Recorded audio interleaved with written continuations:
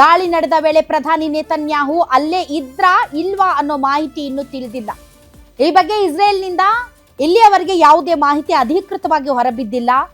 ನಾವು ದಾಳಿ ಮಾಡಿದ್ದೇವೆ ಎಂದು ಇರಾನ್ನ IRGC ಸಂಸ್ಥೆ ಇಸ್ಲಾಮಿಕ್ ರೆವಲ್ಯೂಷನರಿ ಗಾರ್ಡ್ ಕಾರ್ಪ್ಸ್ ಹೇಳಿದೆ. ಇರಾನ್ ಏನ್ ಸುಮ್ಮನೆ ಕುಳಿತುಕೊಳ್ತಾ ಇಲ್ಲ.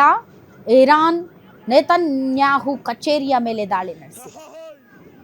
ಇರಾನ್ನ ಮೇಲಿನ ದಾಳಿಗೆ ಪ್ರತಿ ದಾಳಿಯಾಗಿ ಮಧ್ಯಪ್ರಾಚ್ಯದಲ್ಲಿರುವಂತಹ ಹಲವಾರು ದೇಶಗಳ US ಏರ್ಬೇಸ್ ಮೇಲೆ ದಾಳಿ ನಡೆಸ್ತಾ ಇದೆ.